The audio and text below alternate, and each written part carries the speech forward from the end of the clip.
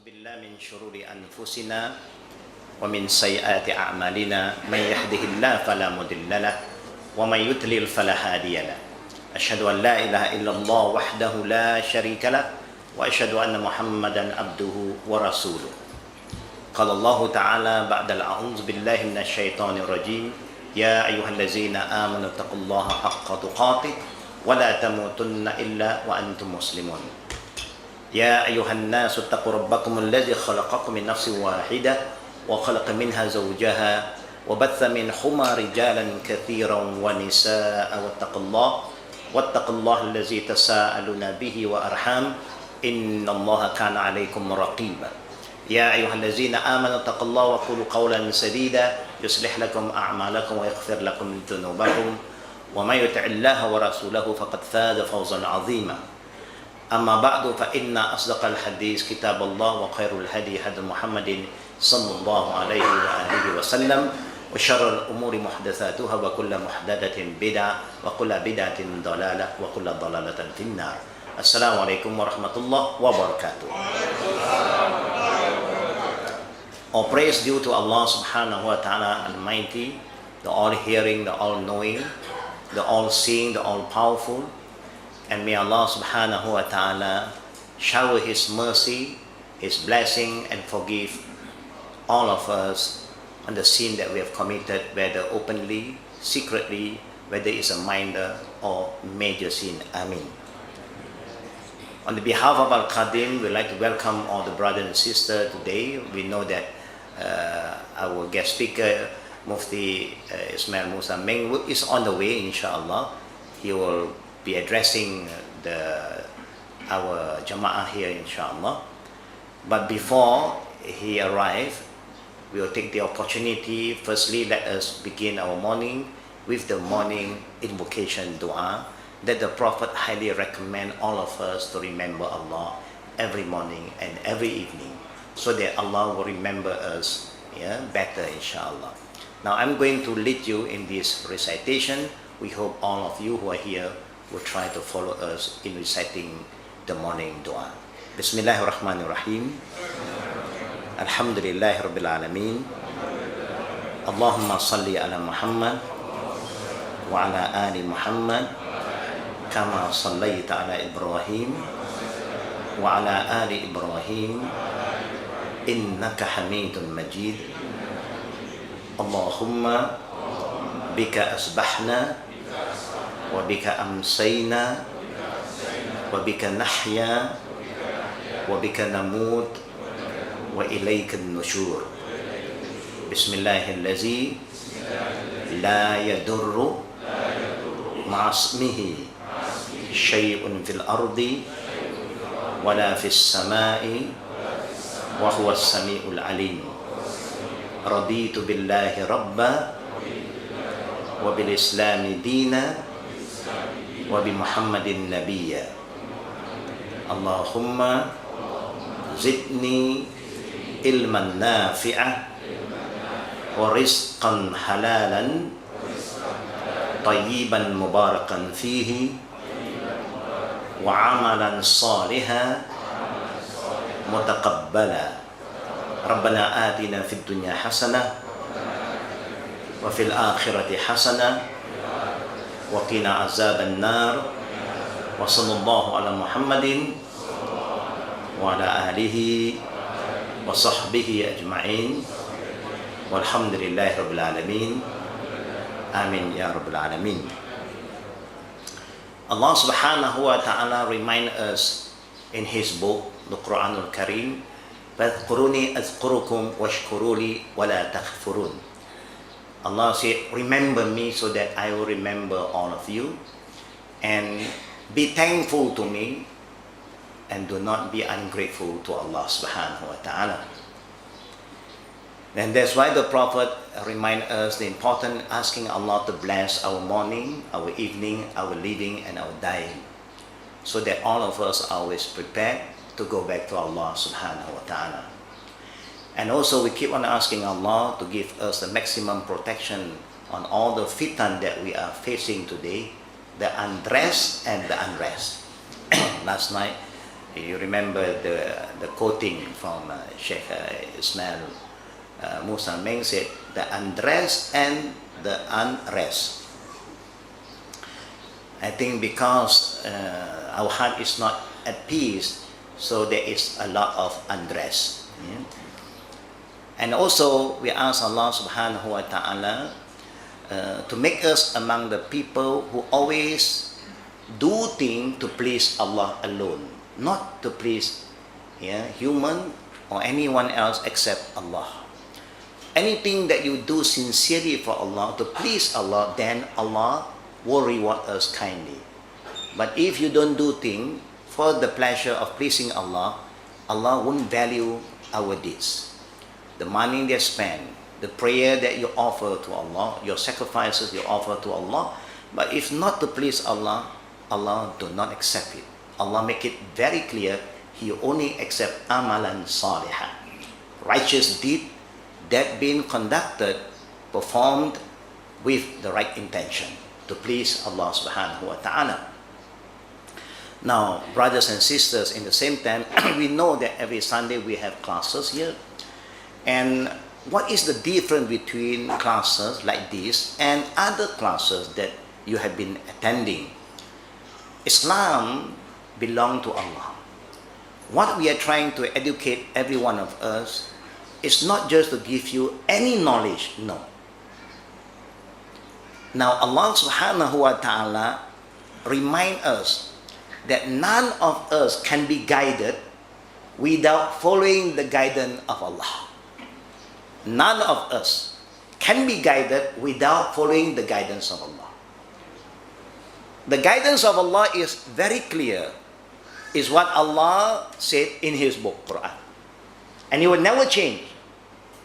And what the Prophet ﷺ have conveyed to us, and it will never change, is fixed. The Quran and Sunnah will never make us turn astray.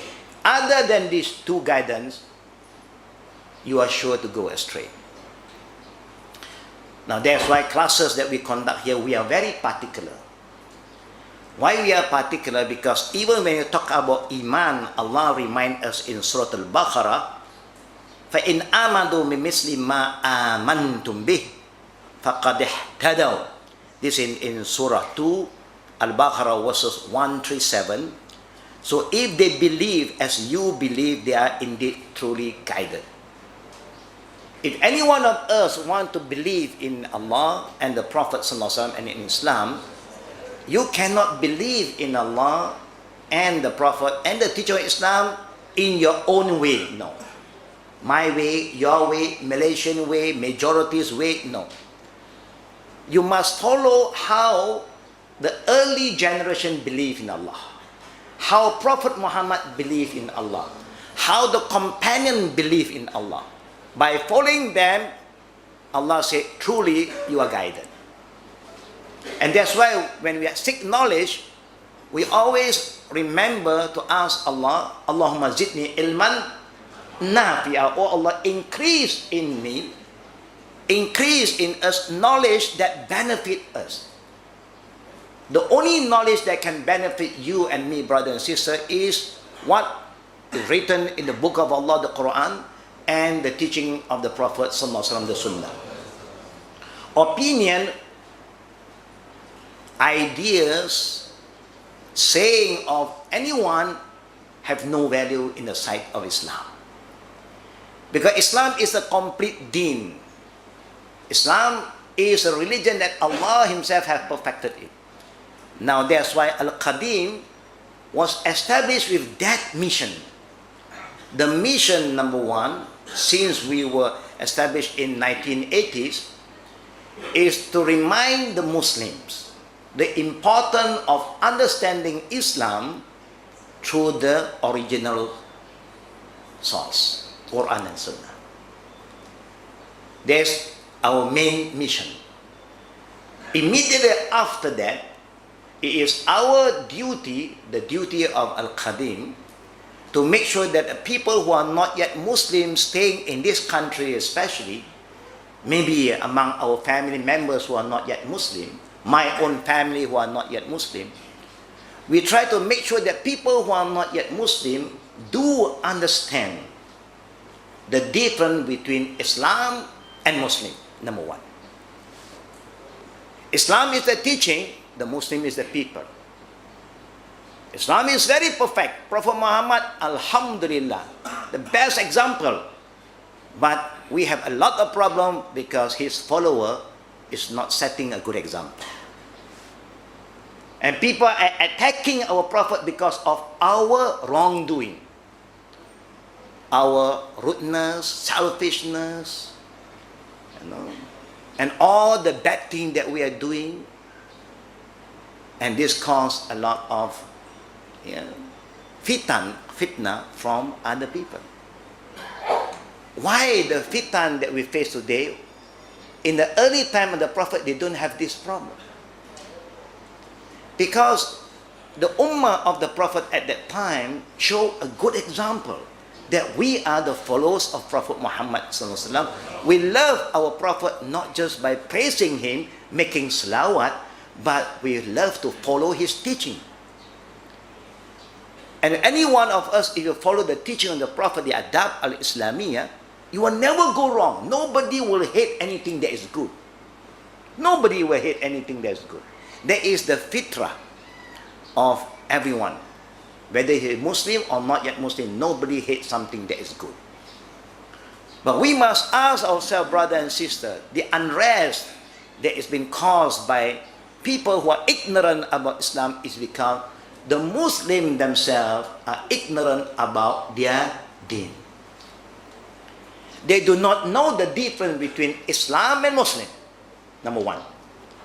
And that is our mission. Al-Qadi mission now, after rectifying the misunderstanding about Islam among Muslims, then we have an important duty to make sure that not yet Muslim understand the difference between Islam and Muslim. You can criticize the Muslim, but you don't criticize Islam. Number one. Number two, it is also our duty to make sure that they know the difference between culture and religion. Especially in our country. Some people who want to become Muslim just stay away from Islam is because of our culture. Because we insist that anyone who wants to be a Muslim must change their name. Example, rule number one. Who said that you must change your name? It's not in the Quran and the Sunnah. Ali, the fourth caliph, his father is Abu Talib.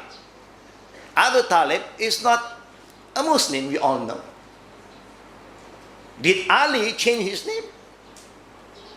Ali never changed his name. He is Ali before he became a Muslim, and he is Ali bin Abi Talib after he became a Muslim. The same Ali, the same surname. Omar ibn Khattab, the same name, they never changed the name.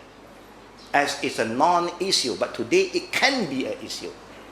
It's because of our own ignorance toward Islam. This is culture, nothing to do with religion. If somebody wants to change their name, welcome, no problem. But it is not a must. So we must make the people understand culture is something, religion is another thing. And the third one is very important for us to also be humble and accept the truth, the big difference between religion and race. This Islam, at the end of our function last night, do you still remember whoever was present last night? There is a message. Yeah, the montage of peace, it ends with one message. Do anyone still remember that? We hope you remember. Yeah. This is just a reminder, brothers and sisters. Sometimes the message is clear, but we are unclear. We are there, but we don't pay attention to the message. No, we are not alert about what here is written in front of us. Islam means, the spirit of Islam, I shall love all mankind. That is the spirit of Islam. Islam is for all, not for you and for me only. We have been attending classes after classes. Have we invited any of our not yet Muslim friends to join us in one class, and have we shared with them the spirit of Islam? No. Am I right to say no?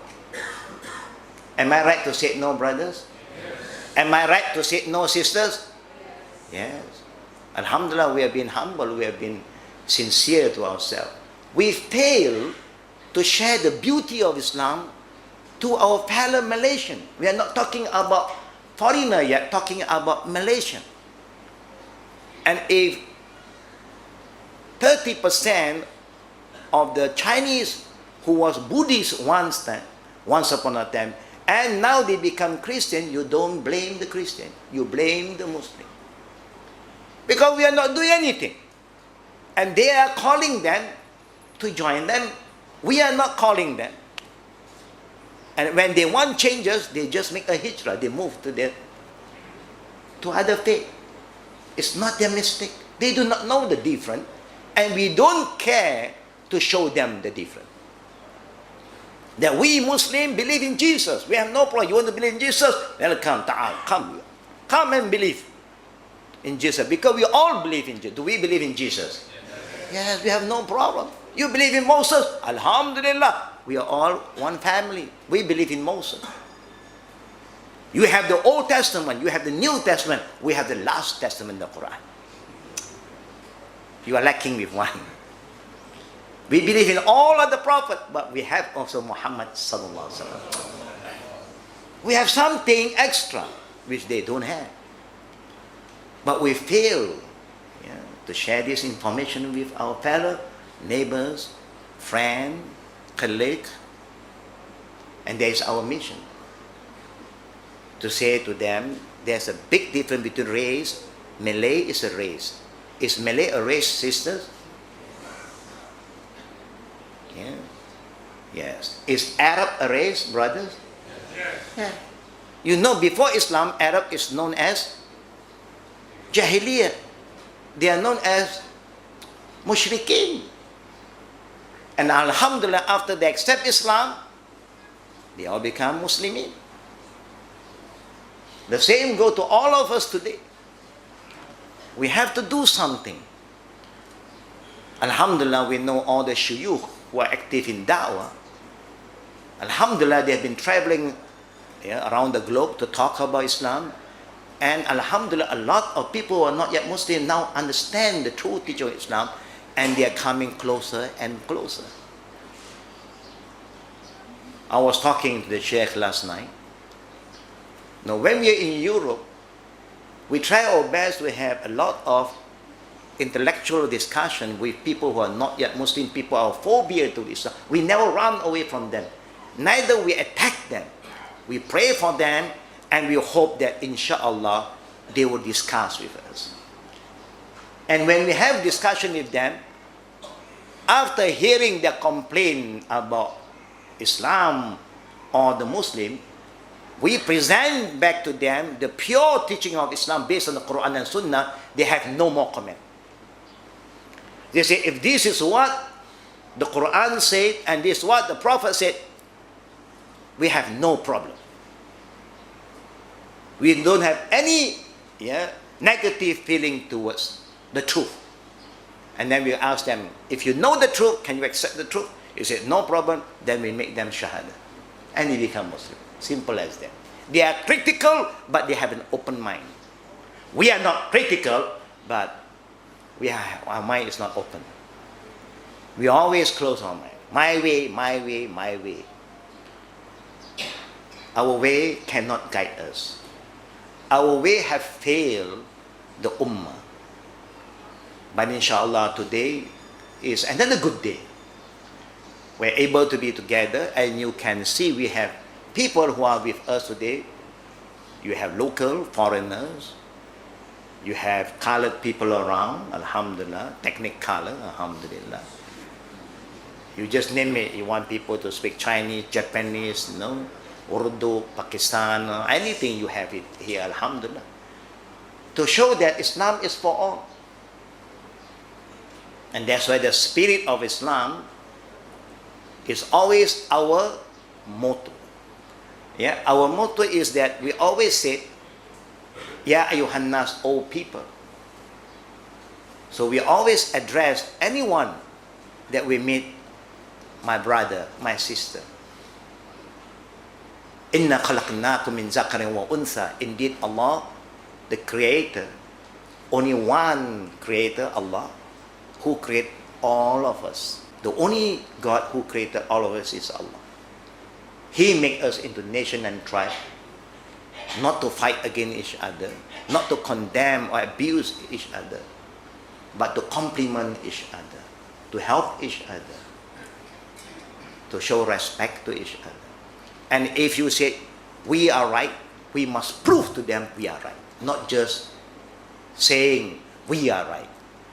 Because actions speak louder than word. We all know about the beauty of Islam.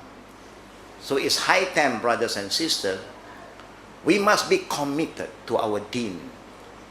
We must prove to ourselves that we love Islam by protecting Islam, by acting according to the teaching of the Quran, and follow the Sunnah of the Prophet Sallallahu Alaihi Wasallam. Yeah. Alhamdulillah. This is the spirit. And Allah have asked us to, وَمَنْ أَحْسَنُ قَوْلًا مِمَّنْ دَعَا إِلَى اللَّهِ. Whose word is the best in the sight of Allah, whose saying is the best in the sight of Allah, than anyone who always call people to Allah. Call the world back to Allah. وَعَمِلَ عَمَلًا صَالِحًا. Of course, the caller themselves must act upon what he called upon, what he believed. He cannot say, yeah, I believe Islam is the best, but you are not following. Like the Japanese brother, again I quote, this is what the Japanese Muslim told me. He said, if the Muslim cannot organize their slipper or their shoes, then they cannot call the Japanese people to Islam. Just start from your own shoes.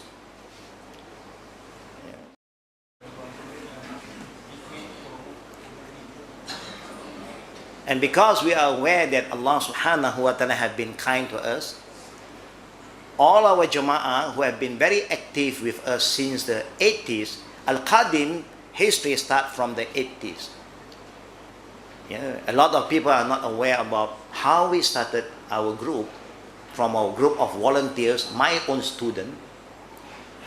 And alhamdulillah, most of my students, whatever they learn, they want to act upon it. So we organize activities to make sure that every knowledge that we learn, we act upon the knowledge.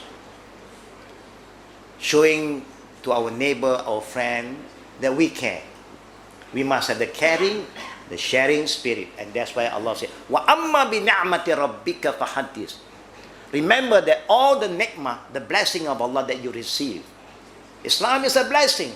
The brotherhood and the familyhood among Islam is a ni'mah, is a blessing. And you must share this blessing with other people. Don't keep it for yourself. And this is what we have to do. Because Allah is going to ask us. Every one of us will be asked by Allah in the day of judgment. And brother and sister, lastly, I like to remind myself and all my brothers and sisters, because our group, alhamdulillah, have grown from a small mutiny group, alhamdulillah, micro. Allah have given us a lot of brothers and sisters who are joining us from day to day, from year to year, and we hope that we will grow together and we will die together for the sake of Allah. Now, one basic thing you all must remember, brother and sister, maybe the topic that Al-Qadim have highlighted yesterday, maybe is too big for all of us to handle, because we are talking about the global unrest. That means we are talking about the whole world. Who are we to talk about the world? We are all small flies. We are not leaders. We are not politicians. So what can we do? So we welcome the Sheikh Mufti, Alhamdulillah, Mufti Ismail.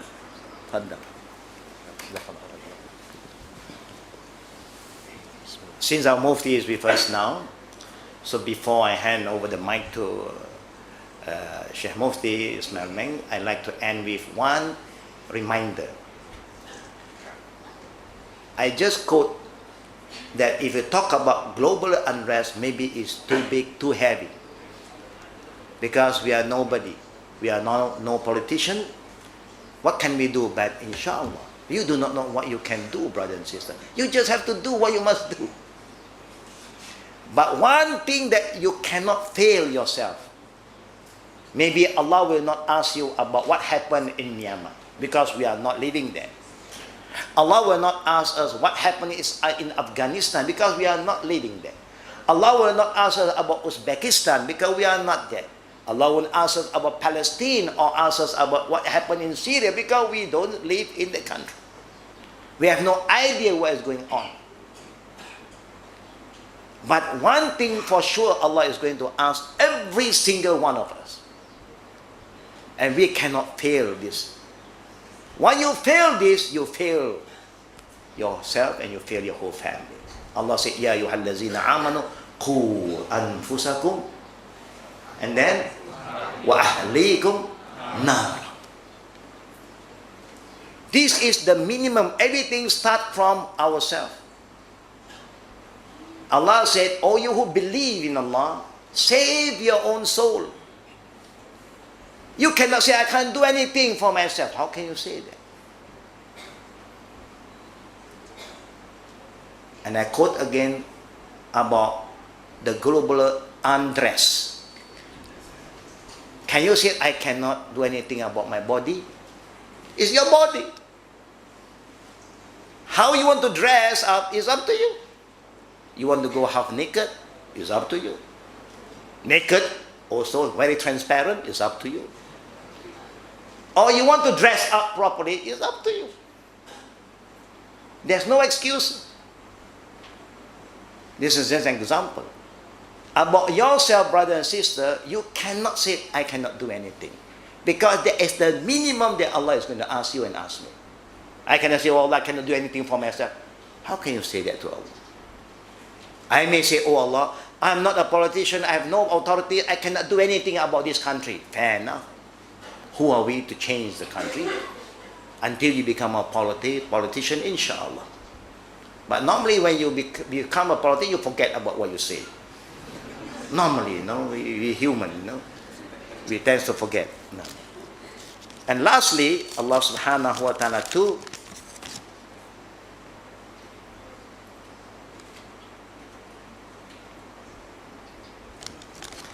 and Allah subhanahu wa ta'ala also want to ask us about our family. If you say you love your family, you love your daughter, what should you do, brothers?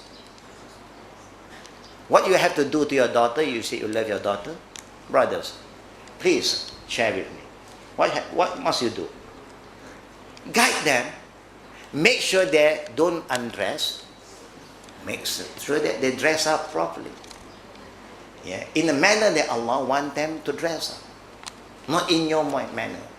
Make sure that our children grow and their dress also grow together. If not, then you have problem. The bigger they become, the shorter their dress. This is global unrest too. They get confused. I don't know who is wrong here. Maybe the child make the wrong choice, or we parents get confused. So your family, you cannot say, "What can I do?" If you consider yourself as a father, you have the authority given by Allah. If you consider yourself as a mother, you have the authority given by Allah, and you cannot excuse that. Other than that, you can excuse. We are not going to force you, to do things that you can't do. La yukallifu Allahu nafsan illa wus'aha. Allah will never burden the soul except what they can do. So lastly, brothers and sisters, we hope all the brothers and sisters who have been with us will try their best to get closer and more committed with us, so that we will grow together for the sake of Allah, So they will live in Jama'ah, and there will be a lot of blessing, and we hope that we will die and we will meet again in the hereafter, like how we meet in this world. So without any further delay, brothers and sisters, we would like to call, because we have few brothers, good brothers with us today. We have brother Abu Usamah from UK. He's an American brother, but he's stationed in UK. And we have the Sheikh with us. I'd like to call upon the Sheikh first, and then later on we'll give Abu Usamah some time to give us some advice. And then we have a Q&A, yeah, inshallah. We hope all the brothers and sisters will have patience with us, and we hope Allah subhanahu wa ta'ala open our heart, our mind, our ear, so that we can follow the lecture, yeah, properly, and so that all the good knowledge will enter our heart and will help us to implement the knowledge after the class. Inshallah, Amin, Ya Rabbal Alamin. Without any further delay, we call upon Shaykh Mufti Ismail Menk, yeah, to give us his nasiha. Fadal.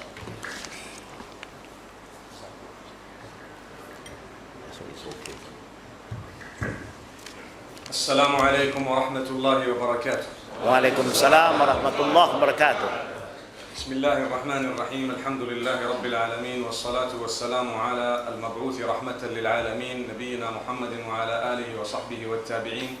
Wa man tabi'ahum bi ihsanin ila yawmiddin wa ba'd. We praise Allah subhanahu wa ta'ala, send blessings and salutations upon Muhammad sallallahu alayhi wa sallam, his entire household and all his companions. May Allah bless them all, and may He bless all those who have struggled and strive to learn this deen, put it into practice, convey it to others in a way that today it has come to us, and may we be from amongst those who can purify the knowledge of Islam that we have, and then practice upon it, and then convey it, and also be from amongst those whom, when the generations make dua for those who have been in the chain of knowledge, may we be included from amongst them. Amen.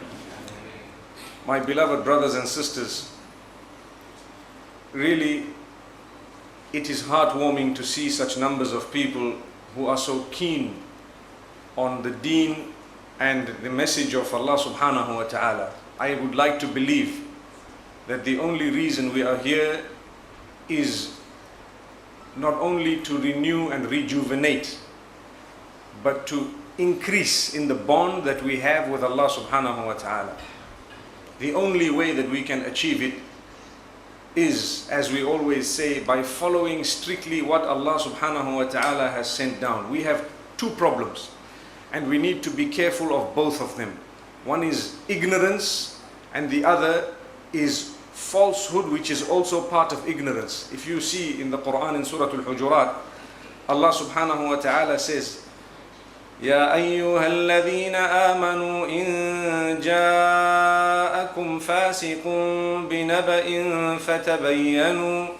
فتبينوا أن تصيبوا قوما بجهالة فتصبحوا على ما فعلتم نادمين. O you who believe, when a sinful person comes to you with some information, authenticate it before you believe it, because if you do not authenticate it, you may then harm someone with ignorance. You may then harm someone with ignorance and become regretful of that. That's one of the translations of the verse. There is another translation of the verse wherein it is said that when someone comes to you with news of gossip or backbiting or slander and so on, by the very action of them having come to you with gossip, they become sinful. So watch out what they are talking about. We ask Allah subhanahu wa ta'ala to grant us strength. The reason I mentioned this verse is because Allah subhanahu wa ta'ala says, جَاءَكُمْ فَاسِقٌ بِنَبَإٍ. Sinful person comes with naba. Naba meaning news, information. Then he calls it jahala, which he says it is ignorance. So not all information you receive is actually knowledge. Sometimes it is ignorance and you don't know, you heard it, you saw it, people conveyed it to you, but it is jahala, it is ignorance. So we need to differentiate between the ignorance, which is the lack of knowledge, and the ignorance which is wrong knowledge. We cannot even call it knowledge because it's wrong.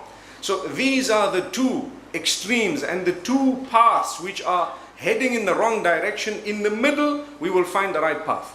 And this is the message of Islam. Because shaitan tries to make us, firstly, lazy to learn. And secondly, if we do come, he wants to spoil what we have by making us learn the wrong thing or do the wrong thing. So every time you ask yourself, am I doing what Allah has instructed me? Let me understand the instruction of Allah. So say for example, you are fulfilling salah in a specific way. Wallahi, it is your duty as time passes to become inquisitive, to know where is it that I have this way of reading salah from. It's your duty to become inquisitive. If someone says you cannot become inquisitive, when Allah asks you, why were you doing this? You cannot say, well, someone besides you told me that I should do this and I should do that. And without being inquisitive and finding out whether you really said that or did not say that, I followed it because they had a beard. Allahu Akbar. It's a fact. I'm letting you know something which is such a serious message, even though I may be wording it perhaps not that seriously. So this is the way of success. All of us, we need to realize when you get to a certain point of iman and belief, you come to understand that this world is a very, very big deception. Very big deception. Huge deception. And I have spoken on this in the past, and wallahi, it is something I feel very strongly. Nobody has ever been promised that they will have whatever they would like in this world. No one, not one. And none of us here have what we wish to have in the world. Not one person. We will make do with what Allah has given us. We will become happy with what Allah has given us. Like yesterday, I spoke about people who might have a spouse. The spouse may not be the ideal spouse, but for you, you've got to make do with that because that's the best you could have. I normally say to have 100% compatibility is semi-impossible. It's only possible if Allah gives it. I don't know of it yet. Anyone who has that, you can tell me later on what the secret is, inshallah. But to have 80% compatibility is magnificent. You will have 20% difference. To have 85% compatibility is almost perfect, subhanallah. But there is still 15% which is not there exactly. But this is the dunya, this is the world. And this is Allah's plan here, that He has kept us here. If you ask me, I can word it differently. We know the Quran says, وَمَا خَلَقْتُ الْجِنَّ وَالْإِنسَ إِلَّا لِيَعْبُدُونَ. I have not created mankind and jinkind except that they may worship me. I can tell you that the same statement, if we want to understand it, we can word a statement which confirms it, which will say, for example, if you were to ask me, why are you in this world? I will tell you, in order to prepare for the day I meet with Allah subhanahu wa ta'ala. That's all. I have no other purpose here.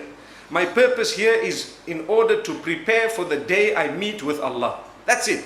And if we are true believers, that should be the answer. Why are you here? I'm here to buy a Bentley as soon as I can afford it. If that's the case, you get the Bentley. Then what? Will you go into your grave with a Bentley? Allah protect us from bending in our graves, really. So this is why we say we need to be focused in life. When you are focused and you know that everything I have an opportunity to do should be done in a way that will be the best preparation for the day I'm going to meet with my Maker. What is it that you are going to present tomorrow? وَلْتَنْظُرْ نَفْسٌ مَا قَدَّمَتْ لِغَدٍ. Each one should look at what he has forwarded for tomorrow. What deeds have you packed away? You have so many opportunities. Let me tell you, here we have Al-Khadim, for example. Your opportunity to learn from an institution like this, to work with it, to support the institution, to understand it better, to use your energies, your effort, your resources in order to be channeled in the learning and teaching of Islam, the assisting of the underprivileged, the broader plan that is there. That is your choice. If you were not here today, you might have been shopping somewhere in a mall. Yes. You might have perhaps been at a function. Some might have been at a haram function. But it was your choice. Please pack away as many good deeds as you can, as possible. Many good deeds as possible before you pass away. Because this is the time when the whistle has not yet been. So like football, they can score 50 goals before the whistle or after the whistle. Will it help? It won't help. But whilst the match is on, if you are lucky, some matches go on a little bit longer. Sometimes they have a big opportunity to score a penalty. The same applies with us. I'm sorry to give that example, but these are the examples we understand. Whilst the match is on, your match is on, my match is on. Sunday morning, what's the match? I need to score a goal. By doing what? I go to Al-Khadim, for example. Or I want to learn my deen. I want to purify the knowledge. I can sit with a good DVD and watch. I can, for example, listen to a good MP3. You know, you have an option in your vehicle. What type of a disc you put in can make you or break you. And mashallah, Malaysia, and not only this country, many countries, we are so fortunate that we have a difficulty of traffic. It's really, it's a gift of Allah. Traffic is a gift of Allah because it gives you a longer time to listen. There will come a time, if you are listening to the right thing, that you will remain in your vehicle before getting out and you have already arrived at your destination, but you are telling yourself, hang on, I want this to finish. I want to know what happened here. Wallahi, there will come a time like that. Why? You are now using the time wisely. The material is available. You can ask Shaikh Hussain, you can get it from Al-Khadim or from any source that is authentic. And remember, as I said, we want to distinguish between bad or wrong information and that which is correct. So you need to authenticate it. If you have something, you can come to a sheikh whom you trust. Look, I received this and I want to know, is this authentic or not? They might tell you, put it aside. They might tell you, you know what, it's better not to listen to this. For example, because you might become deviant. I know of people who pretend to be Muslims in order to destroy Islam.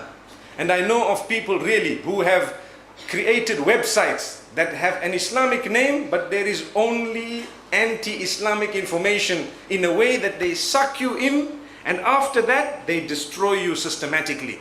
I'm sure you might have come across some of those. I know of a website where they claim to be interpreting the Quran, and what they actually have there is not the Quran, it's something totally different, and they are trying to promote the idea of the Trinity and so on.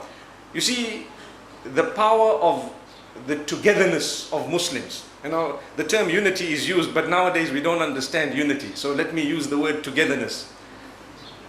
The power of the togetherness of the Muslims is such that if we would agree to jump on the globe all at once, the entire globe would shake. Do you know that? How many are we in number? I think my humble estimate is 2 billion Muslims. That's my estimate. 2 billion. If half of the 2 billion could agree that 12 o'clock Greenwich Mean Time, let us all jump 5 times up and down. It's just obviously something, you know, that you can just picture in your head. It's not going to happen. As a result, I think the globe would actually shake. That's what I think. So that is the might that we have with togetherness.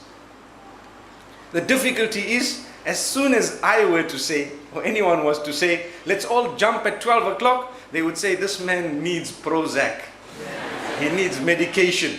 He needs some form of antidepressant. Perhaps he is thinking too much. We would already say the man is mad. So this is why what we need to know, nobody is asking us to jump. Allah has honored us far higher than saying, okay, start jumping as an ummah. Allah has honored us. Allah says, read your salah as an ummah. Purify your knowledge as an ummah. Come to me, worship me alone, no one besides me. That is the whole idea. Shaitan's promise is, Ya Allah, I will make sure that they worship everything besides you, or they associate partnership with you. That's the promise of shaitan. And Allah says, no, my worshippers, I have instructed them to worship me alone. Now the choice is ours. Ask ourselves, what do we worship? Sometimes without knowing, we are actually worshipping things and the created instead of the creator himself. And sometimes we have weird beliefs similar to the Christians, where the Prophet ﷺ says, لا تطروني كما أطرت النصارى ابن مريم ولكن قولوا عبد الله ورسوله. Do not go beyond the limits, do not exceed the limits when it comes to your belief about me. The Prophet ﷺ is saying, just like the Christians have fallen regarding the belief they have, which is exaggerated, of Jesus, may peace be upon him.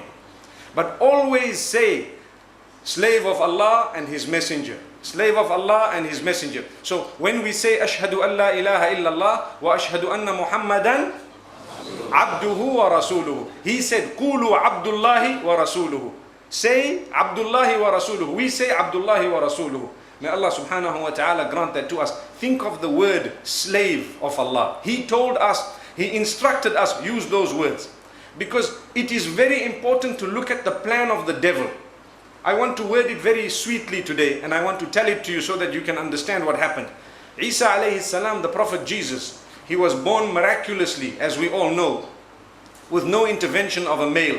It was the will of Allah and the power of Allah, the word of Allah subhanahu wa ta'ala, be, and he was. So that was a miracle. And Isa alayhi salam, the Prophet Jesus, was born. He spoke at a very early age, and later on he was reminding his people, and thereafter he was taken up before they could harm him, before they could crucify him, and so on. Later on, Shaitan decided to use a plan with the people who were following. What was the plan? And I'm going to word it slightly differently for you to understand. He says, that was a great man. Yes, he was a great man. That's the step number one. Greatness. So great man. Yes, great man. Up to there, the statement is correct. Oh, powerful person. Lots of miracles. Yes. He could give life to the dead.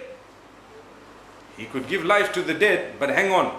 Allah says, bi-idhni, by the permission of Allah, by the will of Allah, by the power of Allah. The power was not his, it was invested in him by Allah subhanahu wa ta'ala. So relate it to Allah. Say, yes, he gave life to the dead by the will of Allah, the power of Allah. And Allah says, وَإِذْ تُخْرِجُ الْمَوْتَ بِإِذْنِي. Remember, O Isa alayhi salam, when you gave life to the dead by our permission, our power. So Shaitan comes and says, powerful man, he could give life to the dead. Notice carefully, he removed one statement. So he's taking Allah out of the equation. People said, oh, powerful, he could give life to the dead. And he could cure the sick. And we believe in these miracles. But a miracle is given by Allah subhanahu wa ta'ala. Then slowly he says, you know what? He didn't have a father. Correct, he didn't have a father. So that means his father was God. Now this is a statement of Shaitan. So even if people say, no, that's a very bad statement, some of the people will fall for it to say, yes, it makes sense. I mean, the father, if he doesn't have a father, the father must be God. Allah is the creator, not the father. There is a difference between the two. Then there is something worse that comes about, where he says, his father is God, so he is a part of God. Because if someone is your son, he has your genes, doesn't he? So now they say, because he is a son of God, astaghfirullah, may Allah protect us all from such a blasphemous statement. They say he is a part of God, so he's made with the same material. Listen carefully. He's made with the same material. So because he's made with the same material, in order to get to the father, talk to the son. Allahu Akbar. Talk to the son. And so the people start believing that yes, he is part of a certain, triangle, a trinity, because there is a Holy Ghost. Up to now, I don't know why they say ghost, because really ghost is something that I would like to think is a little bit scary. May Allah protect us. But at the same time, they say the father, then Shaitan made them say the son, a Holy Ghost, and father. How can you use these terms? For Allah, you call him father. Allah is the creator. The word father is actually a cheap word. To be honest with you, it cuts down the authority of Allah subhanahu wa ta'ala. So much so that they have given that authority to Jesus, may peace be upon him, and yet Jesus is free from it. Something on a lighter note, you might have heard me say it before, but it came to my mind right now. They say the young people, there was a young boy who had been going to the church all along, and he had learned the issue of Trinity, and it did not make sense to him. a lot of the times, even Christians, amongst them, there is a huge debate as to whether Trinity is actually existing or not. There's a huge debate. And that is also one of the beginning points of the understanding and guidance that Allah bestows upon those people of the book when He starts making them question the issue of Trinity and how it works. Because up to today, nobody has been able to explain it correctly, because there is no correct explanation of it.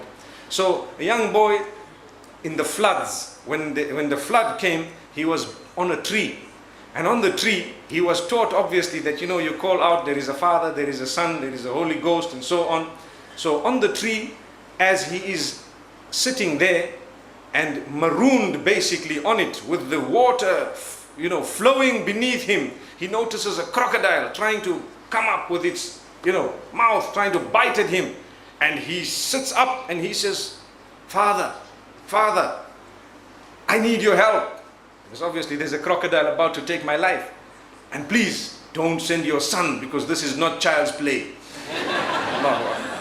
Now, the innocent statement of a child is showing you the confusion that he has. But do you know what is ironical? We as Muslims have fallen for the same trap by the shaitan, where some of us have said we love the Messenger sallallahu alaihi wasallam to the degree that we have raised him as being a part of Allah, and we make dua to him and we ask him saying, "Oh Messenger, oh Saint, we want you to give me a child, and we want you to give me this," when he says, do not call out to anyone but Allah. فَلَا تَدْعُوا مَعَ اللَّهِ أَحَدًا. Never call out in dua anyone besides Allah. You want to call out and ask dua, you know what is dua? The supplication. You will only supplicate to Allah. This is in the Quran. So shaitan saw that the plan worked with human beings at the time of Jesus, and he is operating the same plan today, and we like fools begin to tell each other, you don't love the Messenger because you don't believe that he is right now with us, omnipresent. Allahu Akbar. Right now with us, he's omnipresent. That is the exact belief of the Christians. And that was the warning towards the end of the life of Muhammad sallallahu alayhi wasallam, wherein he said, "La tutluni kama atrat an-nasara ibn Maryam." Be careful, I am warning you. Do not go beyond the limits with me like the Christians went beyond the limits with Jesus. Exactly the same statement. So search in your life and in mine, where have people gone astray with raising Muhammad sallallahu alaihi wasallam to godhood, whereas he is the best of creation. We don't deny that, but the love of Muhammad sallallahu alaihi wasallam is shown by following what he has taught, not by giving him a level that he did not have. Subhanallah. He is not a creator, nor is he a part of Allah, nor can we make dua to him.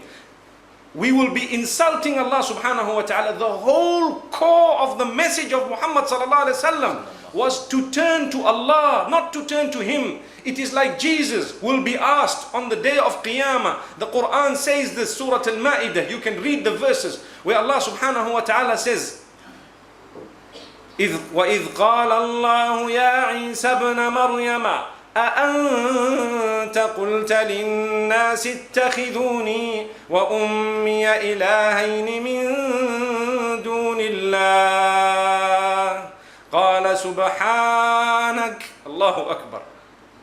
Allah says, we will ask the Prophet Jesus, may peace be upon him, did you instruct these people to worship you and your mother besides me, besides Allah? And he will say, all praise be to you. I never said that. You know my statements. You know what I uttered. Never did I say worship me or worship my mother. The same applies. Show me one verse in the Quran that Muhammad sallallahu alaihi wasallam was sent with, which says worship Muhammad sallallahu alaihi wasallam. When we read Iyyaka na'budu wa iyyaka nasta'in, so many times a day, you alone we worship, you alone we ask for help. My beloved brothers and sisters, this is the core message of Islam. This is Islam. Islam is to worship Allah alone without associating partners with him in anything whatsoever. وَلَمْ يَكُنْ لَهُ كُفُوًا أَحَدٌ. Allah has not kept anyone or any creature similar to him in any way whatsoever. May Allah subhanahu wa ta'ala forgive our shortcomings. The reason I say this is We need to know, if we have not purified the belief we have, how then are we going to build without a foundation? May Allah protect us. The foundation is very important. If you have that foundation, you realize that sometimes man becomes excited because of certain things, everyone is doing, so people do. I went to India many years back and I visited a place. And on my way back, I had never ever seen people worshipping graves, calling themselves Muslimin. So I decided, as we were moving, I told this driver of the vehicle we were in, can you stop? I want to see what is happening here. And when I walked in, there were people with turbans and big beards and everyone, and they were literally making tawaf around a grave. Literally making tawaf around a grave. I was shocked because I've always heard about it, but it was my first time seeing it. So what happened is I came out, and as I went, they saw, there is some foreigner here. They know immediately, this is a foreigner. And they came to me, they held my hand. Oh yes, come, you can put money here. If you want to put money here, as soon as I enter, you're talking about money? Subhanallah.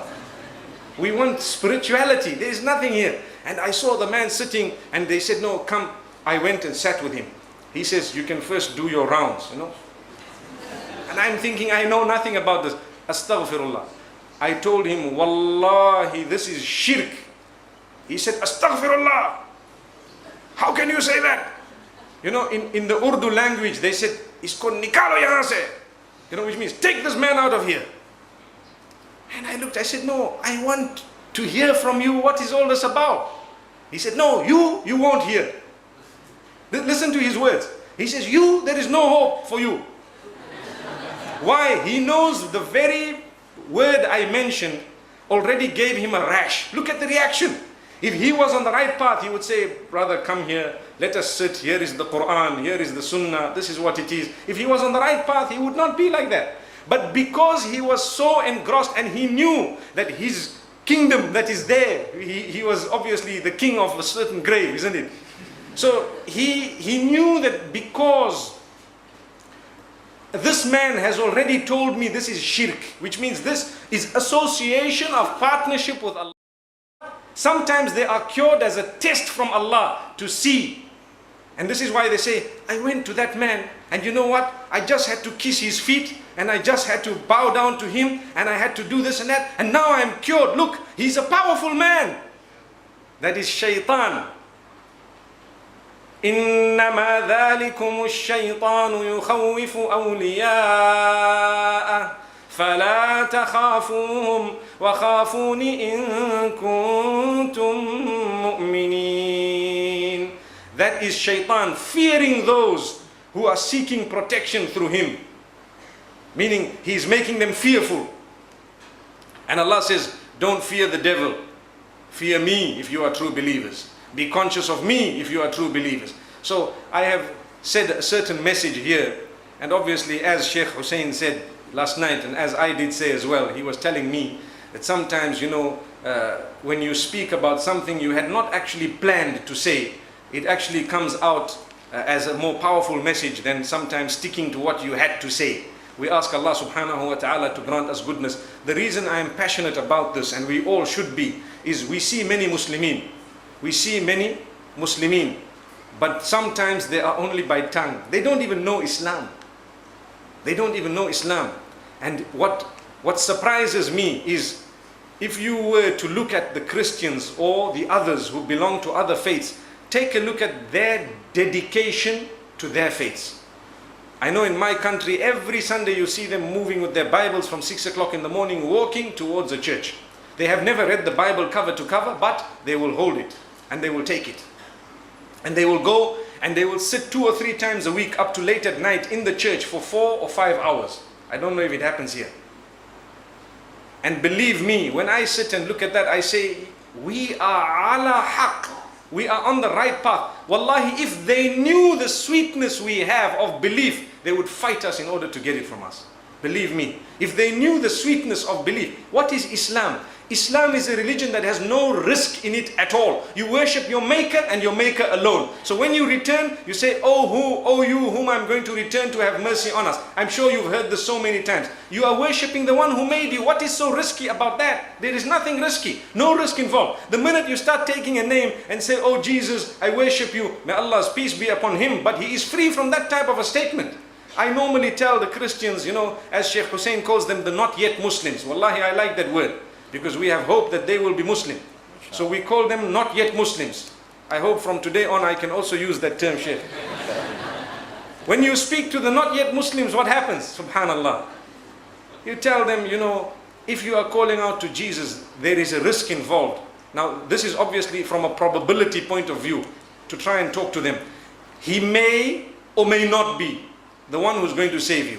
Now, this is not from an Islamic angle, but we are talking probability to engage the mind. You are telling a person who's not yet Muslim that if you are calling out to X may or may not be the one who's going to save you. But if you say, oh owner of Savior, save me, oh my maker, oh my creator, what risk have you taken? No risk.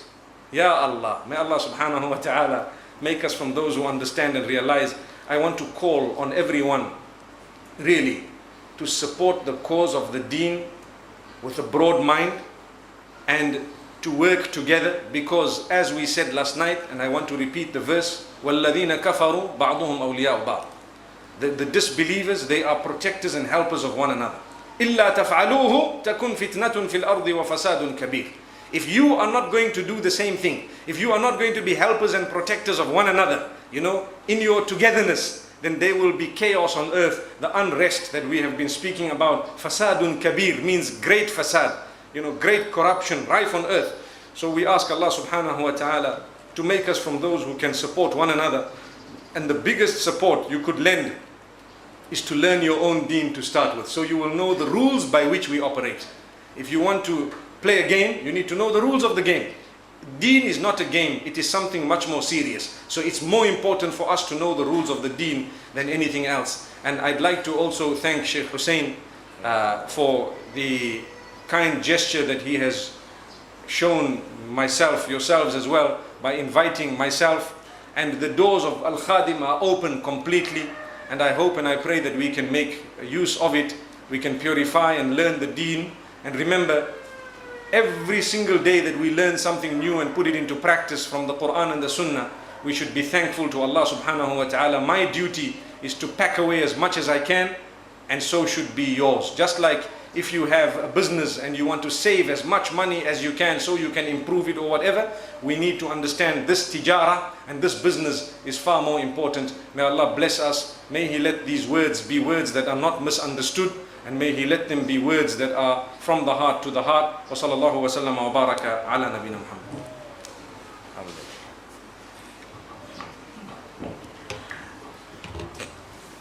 We believe that all of the brothers and sisters have understood the message very clearly from Shaykh Mufti Ismail Menk.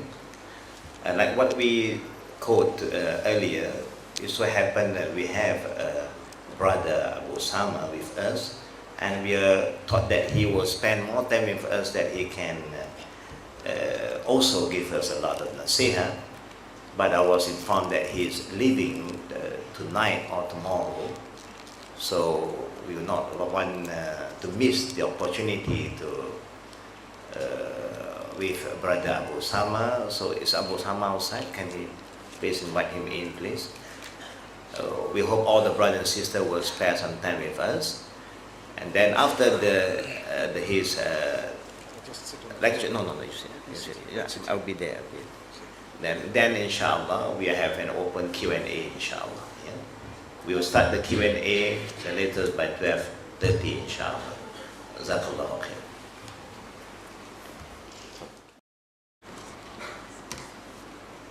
A message that has been repeated in the Quran a number of times.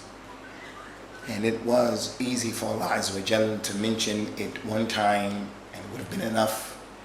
But Allah Ta'ala mentions things multiple times to show the emphasis and the importance of it. And the Prophet Sallallahu Alaihi Wasallam in his authentic sunnah, he used to mention things multiple times, the same thing in one sitting. He would mention it multiple times and he would repeat it. Surah Al-Rahman, Allah Ta'ala mentioned, فَبِأَيِّ آلَاءِ رَبِّكُمَا تُكَذِّبَانِ. He could have mentioned that just one time, but it was repeated so as to grasp the attention of the one who's listening to it. And there are many ayat like that. The Nabi sallallahu alayhi wa sallam would tell the people, ad-dinu nasiha, ad-dinu nasiha, ad-dinu nasiha. That's in one setting, and then he would do it multiple times. He taught at-Tawheed, not for 13 years in Mecca, but for 23 years of his life, over and over the same message. That repetition is a sign and indication for intelligent people to take the message. So Sheikh Mufti mentioned the most important message in the Quran, in Al-Islam, and that's the message of At-Tawheed. That's a message that we heard today. He mentioned the message of the importance of getting knowledge. It is with At-Tawheed, because if you don't know what Tawheed is, you can't possibly get it, can't possibly acquire it. So there are certain messages that are imperative.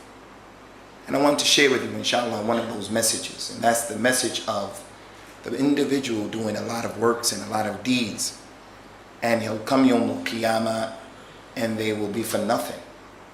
Like those of us who work, you go to get your salary at the end of the month, and then the one who employs you, he says to you, I'm only going to give you a quarter of what you worked for.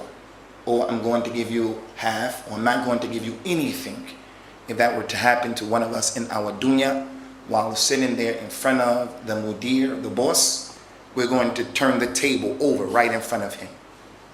And we're going to have a problem. He is going to have to prove to us why he's doing that. You don't want to come Yawm al-Qiyamah and your deeds are nothing. There's a message of the Quran, a message of the Sunnah. Allah Ta'ala mentioned in the Quran, وَقَدِّمْنَا إِلَى مَا عَمِلُوا مِنْ عَمَلٍ فَجَعَلْنَاهُ هَبَاءً مَنْثُورًا. We will come to the deeds that they put forth Yawm al-Qiyamah, and we're going to make their deeds scattered particles, like the pillow. If you have a pillow and the sun ray is coming through the window and you hit the pillow, those particles, that's how people's Hajj, Umrah, Siyam, Salat, Sadaqah, going out in the sun is going to be Yawm al-Qiyamah. Allah Tabarak wa Ta'ala mentioned, and He warned us, وَلَا تَكُونُوا كَالَّتِي نَقَدَتْ غَزْلَهَا مِنْ بَعْدِ قُوَّةٍ. Don't be like the lady who knitted something. She knitted a sweater. She crocheted something. And then after finishing it, she just ripped it apart. Don't be like that individual. That's an ayat repeating this message. Allah Ta'ala mentioned in the Quran, قُلْ هَلْ نُنَبِّئُكُمْ بِالْأَخْسَرِينَ أَعْمَالًا الَّذِينَ ضَلَّ سَعْيُهُمْ فِي الْحَيَاةِ الدُّنْيَا وَهُمْ يَحْسَبُونَ أَنَّهُمْ يُحْسِنُونَ صُنْعًا أُولَئِكَ الَّذِينَ كَفَرُوا بِآيَاتِ رَبِّهِمْ وَلِقَائِهِ فَحَبِطَتْ أَعْمَالُهُمْ فَلَا نُقِيمُ لَهُمْ يَوْمَ الْقِيَامَةِ وَزْنًا. Tell them, Ya Muhammad sallallahu alaihi wasallam, tell your community, do you people want to know who will be the worst off? You want to know who's the worst off in his condition? He's the one who's doing deeds, he or she, and they think that they're doing good. They think that they're doing good. But in reality, their efforts, what they shot, what they tried to do, it went off course. They're the people who disbelieved in their Lord and in meeting Him and in His ayat. And as a result of that, their deeds were rendered null and void. And we won't give them any wazn Yawm al-Qiyamah. They won't have any weight Yawm al-Qiyamah. We're embarking, insha'Allah ta'ala, upon the Hajj, and Hajj is coming pretty soon, insha'Allah. Hajj is coming pretty soon. The Kuffar of Quraysh are a perfect example of this lesson that I'm telling you about today, Ummat al-Islam.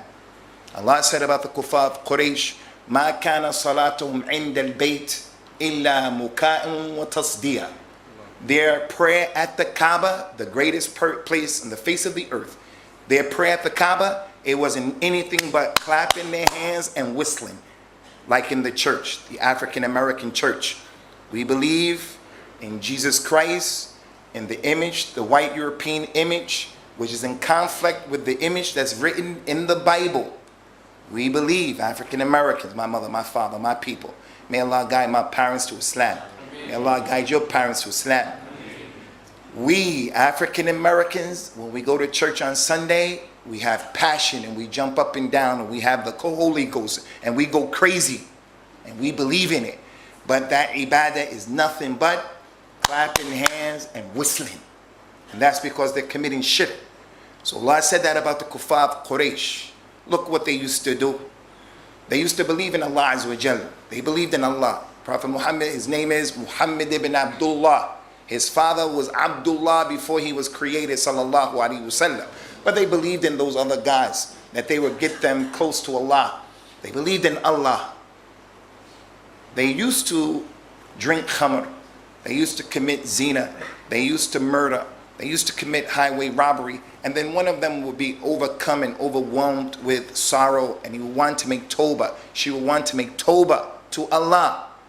One of them, showing their ikhlas, sincerity, they would take their clothes off, strip down, naked, akramakumullah, the man or the woman, and they would walk around the Kaaba with ikhlas to Allah. But because they made shirk with Allah, that ikhlas doesn't count, that effort doesn't count. Kuffar Quraysh, they used to take care of the pilgrims. In this season, if you went to Mecca back then, they would provide for you lounging. They will give you housing. They will give you water. They will give you protection. But Allah Ta'ala mentioned all of these things that they used to do. Wash the Kaaba, clean the Kaaba, perfume the Kaaba, protect the Kaaba. All of these things, Allah Ta'ala mentioned, مَا كَانَ لِلْمُشْرِكِينَ أَنْ يَعْمُرُوا مَسَاجِدَ اللَّهِ شَاهِدِينَ عَلَى أَنفُسِهِمْ بِالْكُفْرِ. It was not acceptable, it's not acceptable for the mushrikeen, the polytheists, to take care of the custodianship of the Masjid al-Haram while they were bearing witness on themselves of kufr. All of that kufr and disbelief, it rendered their deeds null and void. This message in the Quran, ayat upon ayat upon ayat. Allah said that those people who disbelieve, their actions, أعمالهم كرماد اشتدت به الريح في يوم عاصف. Their deeds are like ashes. When a big strong wind came, not a small wind where I blow like this on the ashes, that alone would destroy the ashes. He said an asif, a big hurricane came, a big wind came. What do you think is going to do to their deeds? That is the eloquence of the Quran, leaving no doubt that a person who doesn't do the deed the correct way or for the correct reason, no doubt that deed is not going to benefit him Yawm al-Qiyamah. Ayat upon ayat upon ayat. And a hadith as well. The Nabi was sitting in his masjid sallallahu alaihi wasallam, and a man came. He prayed 2 rakat very quickly, very quickly. Assalamu alaikum, assalamu alaikum. He came and said, Assalamu alaikum, ya Rasulullah. He said, Wa alaikum salam, irja' fasalli, finnaka lam tusalli. Go back and pray because you didn't pray. But he prayed. The man went back, he prayed 2 rakats very quickly. He came, Assalamu alaikum, ya Rasulullah. Wa alaikum salam. Go back and pray, you didn't pray. He did it a 3rd time. Assalamu alaikum, wa alaikum salam. Go back and pray, you didn't pray. And then he said, I don't know, you need to teach me. He wasn't arrogant. He said, teach me. I want to get the memo. I want to learn. Teach me. And then the Nabi told him, sallallahu alaihi wasallam, if you want to make the salat, then make a good wudu, and then face the qibla, and say Allahu Akbar, and then read what is easy for you from the Quran, and then say Allahu Akbar, and then go into ruku', and then stay in ruku' and take your time, and stand up and take your time, and go into sajda. And he taught the man the whole prayer. The point here, Ummatul Islam, how many of us, this is our salat. You prayed, but you didn't pray. You made umrah, but you didn't make umrah. You made hajj, but you didn't make hajj. You wore hijab, but you didn't wear hijab. The Nabi told the people, sallallahu alaihi wasallam, and I heard the words of the Sheikh yesterday about the fitna of the way the people dress here. And this fitna is secondary. The real primary issue for the Muslims is at-Tawheed, who Allah is and where Allah is not, what He does and what He doesn't do. That's primary. Because if a person knows that, then everything else will fall in line. Primary issue is worshiping Allah the way He wants to be worshipped. Kufar Quraysh, Jews, Christians, agnostics, atheists, Sikhs, Hindus. Allah mentioned about them in the Quran, وَمِنَ النَّاسِ مَن يَعْبُدُ اللَّهَ عَلَى حَرْفٍ. From the people of those who worship Allah and they don't know what they're doing. They don't know what they're doing.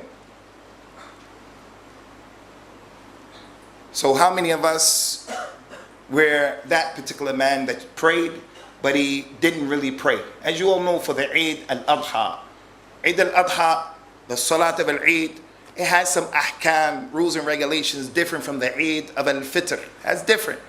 Eid al-Fitr, we eat the dates or whatever, and we go and pray early. The Salat is established early or late. It's delayed for Eid al-Fitr, so that we can distribute the Zakat al-Fitr to the fuqara.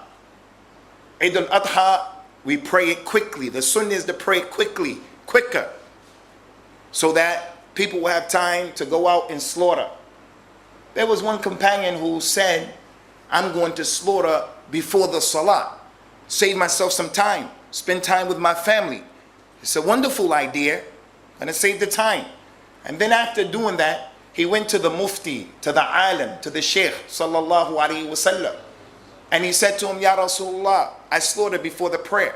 The Prophet told the man, sallallahu alaihi wasallam, Shatuka shat lahmin. That slaughter that you did is meat for your family. It's not the adha. It's not the udhiyah, because you did it at the wrong time. You did it in the wrong place. You did it in the wrong mode. You did it in the wrong fashion. You did it with the wrong understanding. So from the signs of the hour, and by the Lord of the Kaaba, we are living in the times of the hour. Yawmul Qiyamah is close. Is that knowledge will be raised up. And the knowledge here is knowledge of the deen. Some rich person comes to us right now and says to everybody in this room, here's a ticket to make Hajj, and here's the ta'shira, your visa. Go and make Hajj. Many Muslims won't know how to perform this rukn from the arkan of Islam. The brand new Muslim comes into the religion and he sees people from Malaysia, people from Indonesia, people from Pakistan, people from Palestine, people from Iraq, people from West Africa, and he wants to pray by looking at him, because everyone is giving dawah in their actions. He sees a million ways to pray, a million ways to pray. Although the Nabi sallallahu alaihi wasallam got on the minbar, he faced the Qibla. Men were watching, women were watching. When he wanted to make sajda, he took 3 steps off to the side. He made sajda, stood up, got back on the minbar. After completing the prayer, he faced the community and he told them, Sallu kama ra'aytumuni usalli. Pray the way you just saw me praying. And those companions jotted down every issue. From the time he said Allahu Akbar to the time he says Assalamu alaikum, you can pray the way he prayed. Exactly. But it requires what? It requires knowledge. Innamal ilmu bit-ta'allum. That's what the Nabi said. Sallallahu alaihi wasallam. Knowledge comes by you going out to get it. So we have to prioritize. It's not wajib for everybody here to give a talk, to give the khutbah, to be in the position of the Sheikh, to be in the position of the Sheikh. It's not your responsibility, but you have to know enough knowledge to push off of yourself ignorance, so that you can worship Allah with basira. As Allah mentioned, قُلْ هَذِهِ سَبِيلِي أَدْعُو إِلَى اللَّهِ عَلَى بَصِيرَةٍ أَنَا وَمَنِ اتَّبَعَنِي. That's the job and the responsibility of a Shaykh Hussain Yee. Tell them, Ya Muhammad, this is my way. This is my way, my deen. I call to Allah with knowledge. Me and those people who follow me. It's a responsibility. That's my message here today, and I won't go too long. I want to say to our sisters here, you sisters are the future, inshallah ta'ala, the mothers of our dawah, the mothers of our ummah. This thing about the way our women dress here is not okay. We have a responsibility, and I am not punching anybody in the head. This is advice from your brother. This is loving advice from your brother who's similar to you in age, younger than you, and maybe older than many of you. The Nabi sallallahu alaihi wasallam was a man who had jealousy. From the characteristics of a Muslim man is he has ghira. He's jealous for his women. He said, "La yadkhulul jannah ad-dayyuth." The dayyuth is a new word. I'm going to say it and I want you to repeat it. It's not a dhikr, it's a ta'lim. I'm going to say it and I want you to repeat it. Ad-dayyuth. Ad-dayyuth. Ad-dayyuth. Ad-dayyuth is the man who's lackadaisical and he's easy with the women who are under his supervision. His daughter can dress how she wants to dress. She can wear hijab, not wear hijab, tight hijab, whatever. She can go when she wants, come when she wants, and he doesn't say, "What's going on? Where are you going? What are you doing? You're responsible.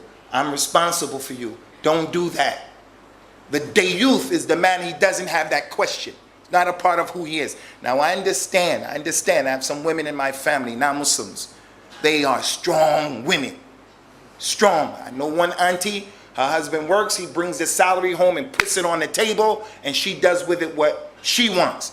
I understand if they became Muslims, that situation is not going to change overnight. She's a labwa, a layth, an asad. Understand?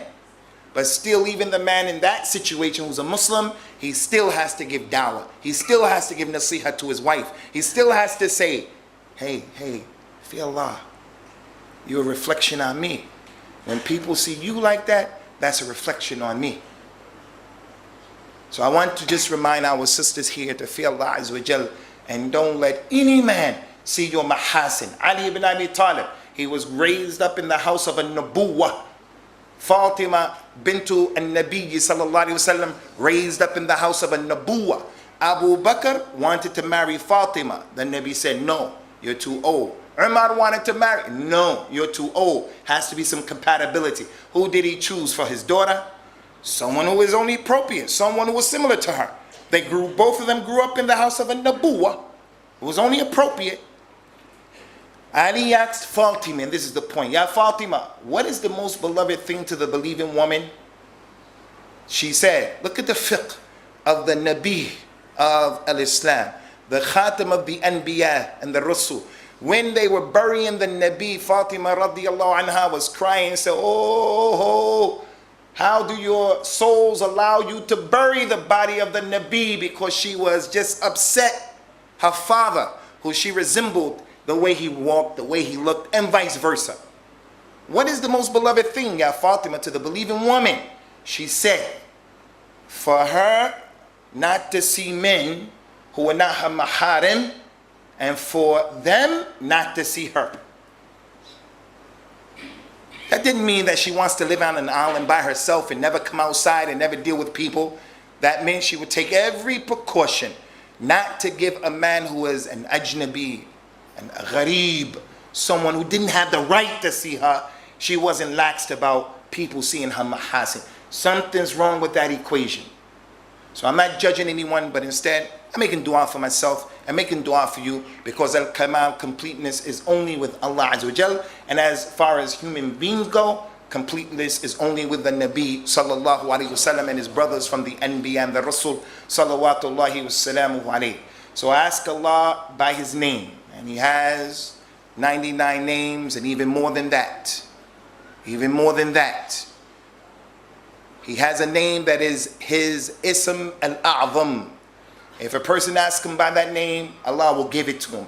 But Allah didn't tell us what that name was. The Nabi didn't tell us what that name was. But there are some isharat. Maybe it's Allah, maybe it's Ar-Rahman, maybe it's Ar-Rahim, maybe it's Samad. The important thing, Muslim, learn the names, memorize the names, understand what the names mean. The Sheikh, he read the ayah from Surah Al-Ikhlas. لَمْ يَكُنْ لَهُ كُفُوًا أَحَدٍ. No one, nothing is like unto Allah. He is Al-Ahad, He is As-Samad. We have to learn these names. If we know who Allah is, we'll know who we are, what we can do and what we can't do. But I ask Allah by His Ism al-A'zam to forgive all of us for our mistakes and our indiscretions, and to guide us all and to plant our feet and our hearts firmly upon the Kitab and the Sunnah, according to the understanding that Abu Bakr and Umar and Uthman and Ali radiyallahu anhum and the rest of the companions had. And lastly, without breaking anyone's neck or back, my wife one of my wives, she's amazed at people who come from this part of the world, Chinese-looking people, Malaysians and Indonesians. So she was always a fan of a Shaikh Hussain Yee. She's amazed at the culture of Koreans, Japanese. She loves sushi and all of these things. So I'm a man with jealousy. But because her love for the Shaykh and admiration for the Shaykh is from the bab of Dawah and al-Islam, I don't have that kind of jealousy. Just as I don't have jealousy, hasad, that I don't like what Allah has given him and I don't like what Allah has given him. La, that kind of hasad is haram. But I want to make a point, and that is, I don't make istisghar of myself. I don't look at people and look at myself down. White people, black people. That's why my son is Usamah. I wanted my son to know the story of Usamah ibn Uzayd, so that he can go into any room and his back is up. Not in kibr, but let no man put you down. White, black, rich, anyone. So my point here is, I don't make istisghar of myself. Look at myself being down when I meet people. I think if I'm in front of some non-Muslims, they're big, they have more numbers. If we were going to get in the fight, I think I'm going to win. That's my mindset. I don't want you to think I'm fighting everybody, but I will fight. Because we have to deal with racists in the UK. Real racists. Before I came here, one racist man punched a Muslim girl in jilbab and niqab, punched her in her teeth, knocked her teeth out, and pushed over the pram that the baby was in. And then they tell us that we're terrorists. They tell us that we're backwards. They tell us that we're people who are usuliyun, fundamentalists. Now, I'm not going to tolerate something like that. That type of danger, I'm going to deal with it. But the point is, I don't put myself down with Shaikh Hussain Yee. But after coming here and seeing this operation, I said, wow, I thought he was just popular and he went to Peace TV and that was it. But this is what it's all about right here. This is what it's all about.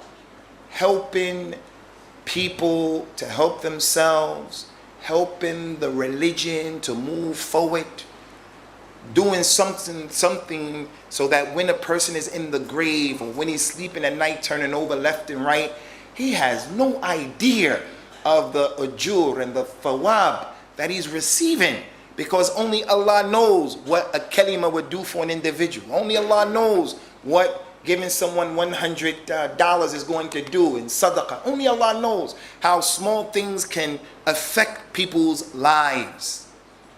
So I just wanted to say to you brothers, continue to support this program. And no one asked me to say that.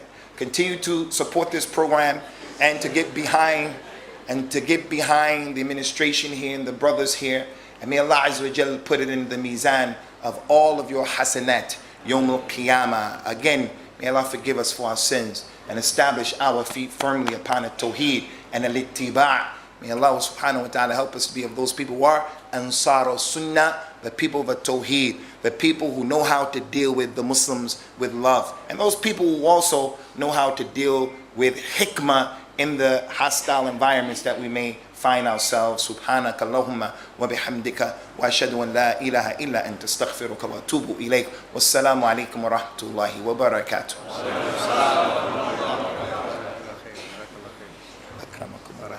Wa fikum barakallah. Alhamdulillah, now it's time for Q&A.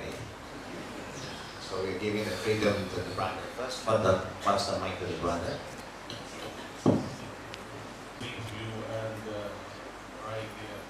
You tolerate me a little bit. Also, I think this message, which for all the scholars around the world in Dawah, today what we know, what we say, Allahumma salli al asbab, and the reason what I'm saying in the Quran, wa makaru wa makar Allah, wallahu khairul makirin. We have disaster going on around the world in terms of the Muslim perceptions. If we can use,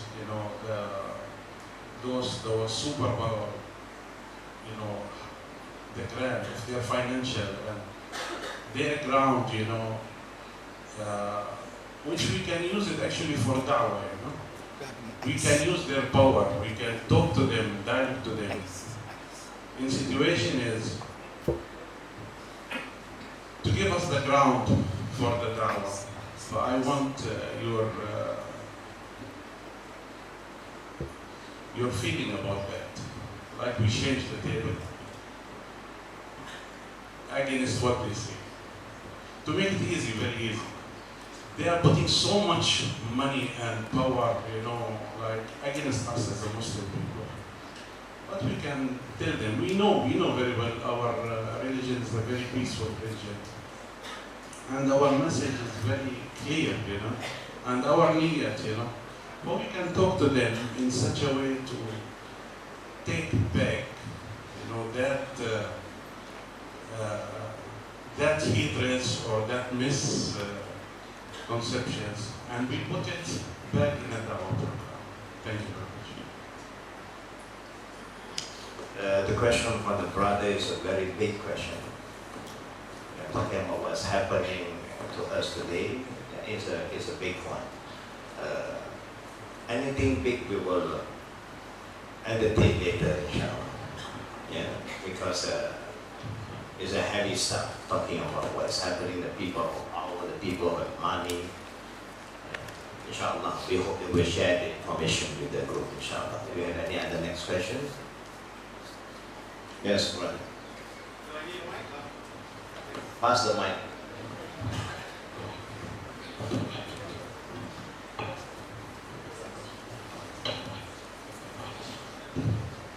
Bismillahirrahmanirrahim. Assalamualaikum warahmatullahi wabarakatuh. Alhamdulillah, I'm so happy today just to be with my fellow Muslim brothers and sisters. Very emotional. It's been a very good 2 hours. Excuse me. Barakallah fiqh. My question is regarding knowledge, because it's a very important topic that was mentioned today. And we live in a fantastic era where knowledge is just one mouse click away on the internet. We have a lot of shops that sell books. But to what extent can we seek knowledge on our own? Because there are people who say that you must learn from a teacher. Like a doctor or an engineer, they don't just become a doctor and engineer by reading books. They have to learn under someone who has already an expert in that field. So in religion, I know some friends, family who feel that I have the Quran, I have the books, I have the translation, that's enough for me. And where is that limit? Where is the point where we must learn from someone who has learned for longer periods and who is more sensitive on the topic that we are supposed to learn? That's my question.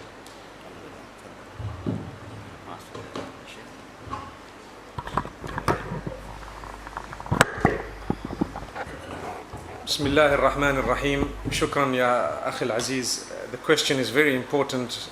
There are 2 types of knowledge basically. One is that which, you know, when it comes to the Quran and Sunnah, that which is understood very easily. You can read the Quran. No one can tell you, my brother, that you cannot read the Quran, because you have to read the Quran. The kuffar of Quraysh, they understood certain words without anyone explaining to them. So there are verses in the Quran that are so simple to understand. But it is correct to say that for the deeper knowledge of Islam, it would be best for you or correct for you to learn through a tutor who would be explaining to you the verses of the Quran and the ahadith of Rasulullah sallallahu alaihi wasallam. Because definitely there is room for questions and so on that do arise in the mind of the individual, which he will not be able to understand himself. And sometimes, for example, you will come, just a quick example, verses of abrogation in the Quran that people may not understand, and maybe you have not yet read that. So you will see verses which say, they ask you about alcohol and gambling and so on. In it there is harm and benefit. Now someone might say, wow, that means let me go out and drink. Now that is foolish, because you would know ma'lumum min ad-dini bid-darura, that which you really need to know regarding the deen, that alcohol is prohibited. So immediately a question will come to your mind. That question needs to be channeled to the correct channel. So you would have to learn from someone who knows. So when we speak of the deeper knowledge of Islam, yes, you have a sheikh, you have someone who is an alim, whom you trust is teaching you from the Quran and the Sunnah. We are not saying you worship a person and a sheikh whereby you would kiss his toes and worship him besides Allah subhanahu wa ta'ala. No, we're talking of a teacher, a tutor, someone who can guide you, someone who can tell you what is right and wrong. Correct. But that does not mean that you are not allowed to read books and you are not allowed to read. You will also achieve knowledge through reading. You can achieve knowledge through an audio disc by putting it into your vehicle. You will be driving on your own, but someone is talking to you. So there is the importance of the tutor is definitely there, but that does not negate, and it is not running, against having read something. I know of many non-Muslims who achieved the guidance to Islam through reading the passages of the Quran on their own. And they've just sat and read the Quran and they said, you know what, we looked at this is guidance. The deeper questions were answered by people. فَاسْأَلُوا أَهْلَ الذِّكْرِ إِن كُنْتُمْ لَا تَعْلَمُونَ بِالْبَيِّنَاتِ وَالزُّبُرِ. If you don't know the revelation deeply, you ask those who have sound knowledge of the revelation. They will give you the response not from their pocket. If it's from their pocket, you can throw it away. But from revelation. And in that particular case, you would be able to distinguish. So yes, we have a twofold answer to that, my brother, where there are certain things you will be able to benefit on your own, and there are certain things that you have to be explained before you would actually understand. May Allah subhanahu wa ta'ala make us from those who can ask questions, and don't be shy to ask something that is, bothering you, because it is only through asking that question that you will then have the answer. May Allah grant us goodness. Wallahu a'lam.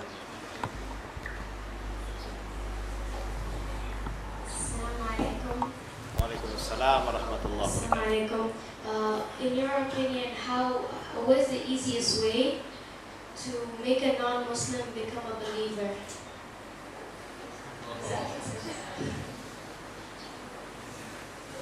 Questioning, your question is referring to who? Can you mention to anyone on that?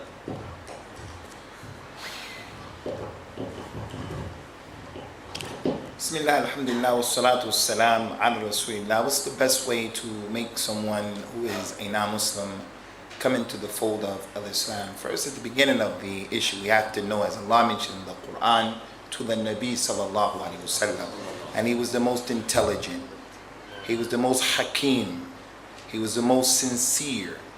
He sallallahu alayhi wasallam knew how to put everything in the right place, and Allah told him, innaka لا تهدي من أحببت ولكن الله يهدي من يشاء. You, Ya Muhammad, you don't have the ability to guide those who you love, but Allah guides whoever He wants to guide. So we have to understand that ultimately al-hidayah is between the hands of Allah Azza wa Jalla. He guides whoever He wants to guide. But He was told, sallallahu alaihi wasallam, إِنَّكَ تَهْدِي إِلَى صِرَاطٍ مُسْتَقِيمٍ. You guide to the Sirat Mustaqim, Ya Muhammad, meaning you have the ability to be the dalil. You have the ability to put the light on the pathway. So, in trying to help people to come to the religion, we have to be good examples first and foremost. We have to call people to what is easy, the way that the Nabi did, sallallahu alaihi wasallam. Don't overwhelm people. We have to call people to those things that interest them. You find someone who's a non-Muslim and he has some type of interest that is peculiar to him. You find something or some way in Islam that interest is taken care of to show him that this thing is in our religion. So it's going to be relative to each and every individual. Our job, our responsibility is what Allah commanded in the Quran. Ud'u ila sabili rabbika bil hikmati wal maw'idati al hasana wajadilhum billati hiya ahsan. Call to the way of your Lord with hikmah. Anybody can tell me what hikmah is? What is hikmah? They say it's wisdom, and it is wisdom, but I want you people to remember hikmah is more than that.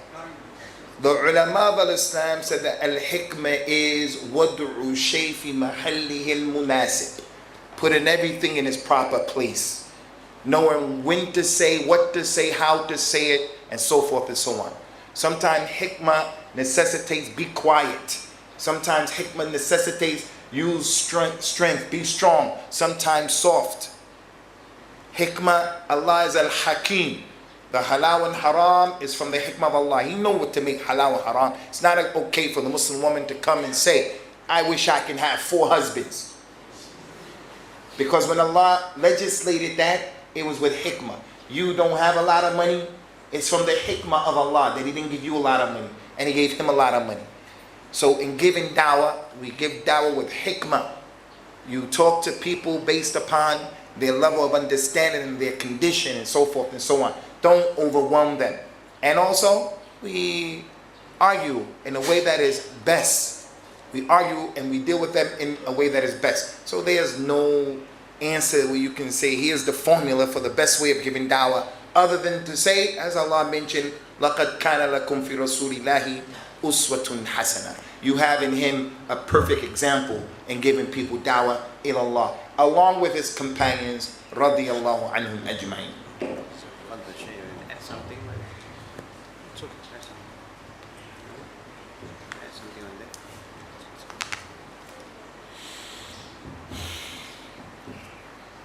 I think that the question has been answered properly, inshallah. Of course, it's not easy. Our duty as Muslim brothers and sisters is to try our best to convey the message of Islam to our friends. Hidayah, of course, is from Allah. We are aware of that. But the best way to convey through our experience as Malaysian example, in talking from the context of Malaysia, it's important for us to understand their culture, their tradition, so that we do not create unnecessary misunderstanding. If your approach from the beginning is not correct, then you create a lot of fitna to your deen again. So in Islam, they always want, it's based on this ayah, this very beautiful ayah that we always quote. Ya ayuhan nas inna khalaqnakum min zakarin wa untha wa ja'alnakum shu'uban wa qaba'ila lita'arafu. Allah said, O people, indeed Allah created all of us from one male and one female and make us into nation and tribes. For what? Lita'arafu, so that you get to know each other. Now, knowing each other is one of the best way to do da'wah. You have to have a good PR with the person that you want to invite to Islam. You cannot just go to any stranger that come to Islam, you say, who are you? That's why we say you're all Muslim, are all terrorists. You terrorize people. You don't even know me, and you come here, come to Islam, what is it? You're forcing me to be a Muslim. But you must have a good PR. Get close to them, meet them over. Show them a good example. And inshallah, at the end of the day, through my own personal experience, when I teach my students, when I travel with them, even they are not yet Muslim, mashallah, when we pray, we just pray, say, we are Muslim, we have to pray, so excuse the problem. And later on, they say, can we pray behind you? Now they ask us, can we pray behind you? They want to experience something. But if you don't have the right knowledge, no, you cannot pray, because you're not yet Muslim. It's haram for you to pray. Then they'll be confused. Then how can they learn? I said, no problem, just stand beside somebody. If there's one brother, just stand beside the brother. Follow me, no problem. I won't stop you. It's good. Sometimes one Muslims don't even want to pray with us. There's worse. But this is not yet Muslim, and they want to pray with you. It's a good lesson. I mean, that's how you open the door to them. We have problems here in Malaysia sometimes. Not all of places, but some places. When you want to invite a not yet Muslim to the masjid, there are some people, they stop you. They say, cannot. They are not yet Muslim. They are najis. Everything is najis in them. But when you do business, you don't treat them as najis. When money is concerned, everything goes. But when you come to the mosque, and something you make the Chinese, especially very confused. Because most of the big building is built by the Chinese.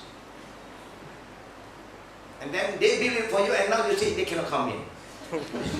What kind of people are you? I mean, they just can't understand. We are the one who built this wall for all of you, and now you say we cannot come in.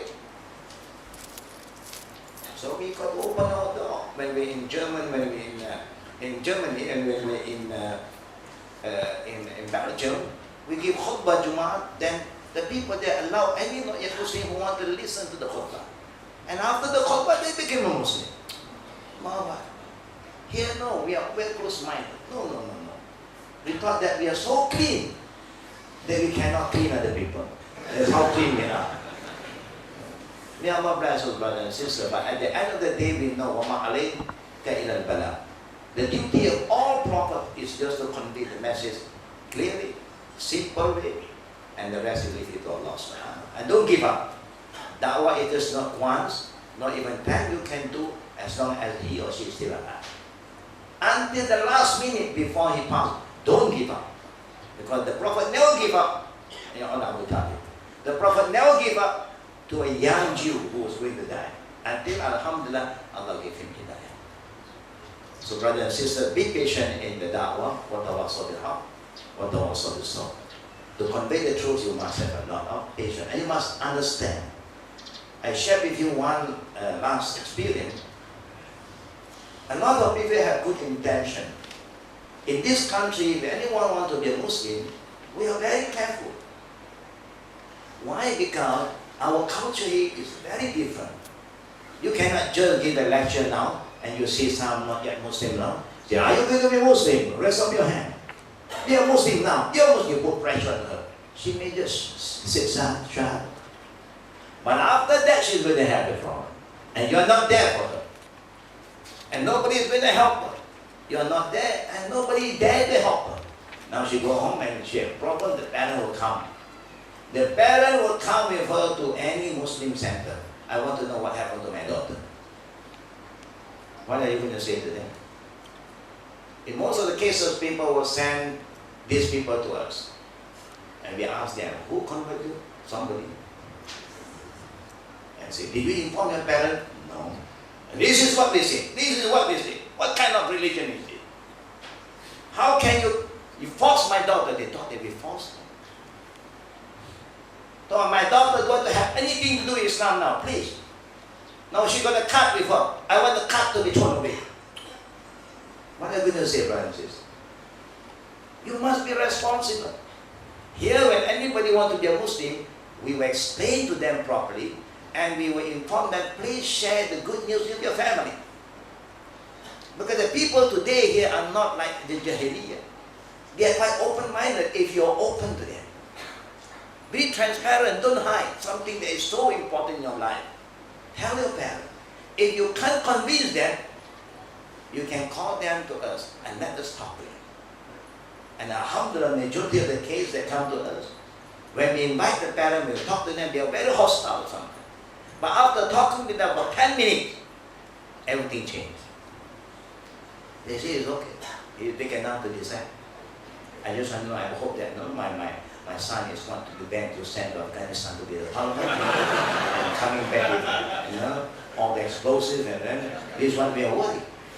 Yeah, even in Singapore, you have a guy, a young brother, Chinese brother, who became a Muslim. Alhamdulillah, the parents are Buddhist, one is Buddhist and one is Christian. Buddhist, Christian, Hindu, they have no problem. Come to Islam, they have problem. And now the son said, I want to go to the Middle East. The father said, no. They called me from Singapore. I went to see the family. I brought few Muslim brothers from Singapore along.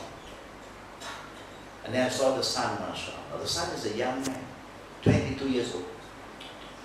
And now the young man has a beard. Wow. Just entered Islam for a few weeks, he has a beard now.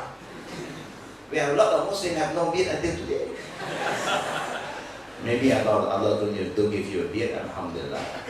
But if Allah gives you a beard, be proud of the sunnah of the Prophet. And then he said, I'm worried, my son. You see what happened? Look at his picture before. And now you have this kid. I just smiled. I said, okay. I said, do you know that all the Laozi, in China, all the seafood master have beard. It's a good beard. It's not terrorism. This beard belongs to wise people. Okay? Now he recalled Lao Tzu, Confucius. Oh yeah, it makes sense.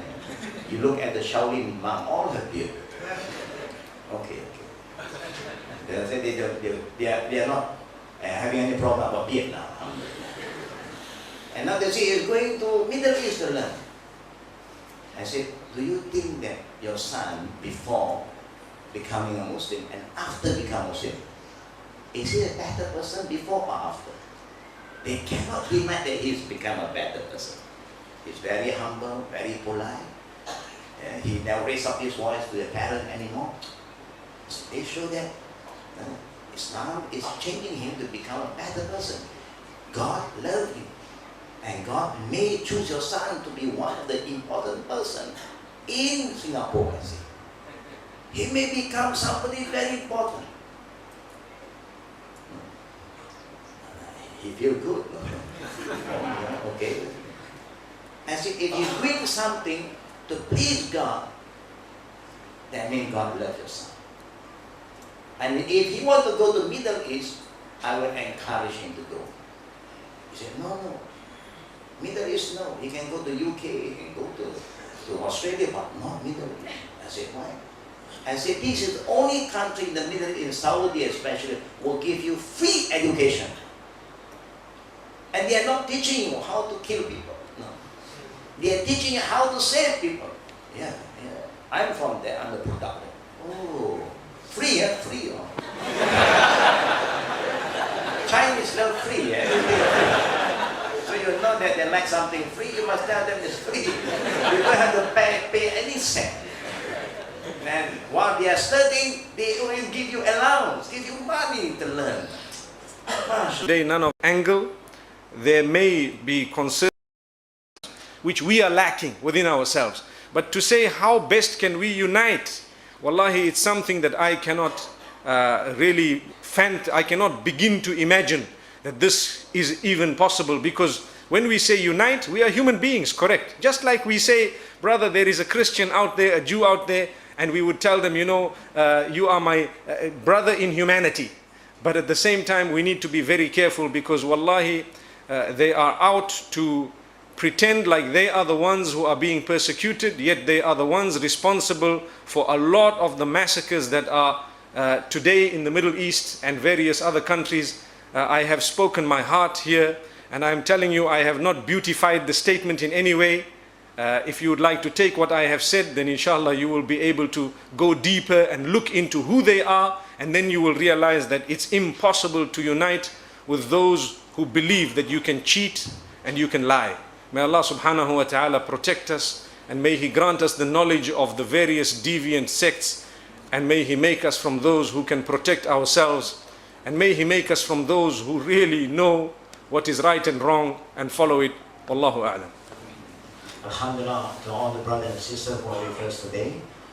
We are sorry that we cannot entertain all the written questions. We know we have a lot of issues, but inshallah, if you will follow our class on Sunday, we'll try our best to address the issue from time to time. The important thing is the karma. Everybody must be consistent in seeking the knowledge of Allah subhanahu wa ta'ala, and also have sabr while seeking the knowledge. But at the end, like what has been mentioned by our two Sheikh, is to remind us the important in getting the right knowledge. The right knowledge is not opinion, it's not what we say, what anyone say, what our father say, is what Allah said in the Quran and what the Prophet have said in his Sunnah. And before we end, firstly, number one, we like to remind all the brothers and sisters, don't forget what Allah always said in the Quran. Try to understand what Allah said. If you call, even I used to call the not yet Muslims sometimes brother and sister, based on brother and sister as mankind. Yeah? Because we are all children of Adam. It's just like some of the Arab brothers who are very particular, say, we are from the family of the Prophet. We are Ahlul Bayt, no? Of Hadrami always say that they are Ahlul Bayt because they are the family of Prophet. I also say to them, Alhamdulillah, no? I'm also the family of the Prophet. They got a shock. The Chinese become the family of the Prophet. They thought only the Arabs can be the family of the Prophet. I said, I am the children of Adam alayhi salam. Oh, okay. Alhamdulillah, example. Yeah? So anyhow, what is important here is that we must have istiqamah in seeking knowledge of Allah subhanahu wa ta'ala, and also you must have adab. The adab is you must be sincere in your intention, in whatever you do, but at the same time when you are sincere, brother and sister, sincerity do not give you the ticket to do anything you like. No. Everything that you want to do or you want to say about Islam, it must be guided by the book of Allah, because it belongs to Allah. The same thing, it must be guided by the Prophet ﷺ, because Allah entrusts Islam to the Prophet ﷺ to be conveyed to the people. So no one has the right to talk about Islam without referring to the Quran and the Sunnah ﷺ. It's not my opinion, your opinion, or it's not majority is right. What Allah and the Prophet say is right, then it's right. What Allah and the Prophet say is wrong, then it is wrong. And Allah said, وَلَنْ تَرْضَ عَنْكَ الْيَهُودُ وَلَنْ نَصَارَى حَتَّى تَتَّبَعَ مِلَّتَهُمْ. Allah reminds us from 1400 years, the Yahud and the Nasara will never leave you in peace. They will never leave you in peace. And what Allah said is very true. Sadaqallahu azim. So we have to find peace with Allah, and we have to make them have peace with Allah. And we must believe that we cannot just follow them. They must follow us to have peace. So may Allah guide us, may Allah bless us. Zohar is in. We can prepare ourselves for Salatul Zohar. So before we end, once again, we'd like to thank Sheikh Mufti Ismail Menk who have been kind enough to respond to our invitation today. Not today, this visit, and also spend some time with us, visit our home.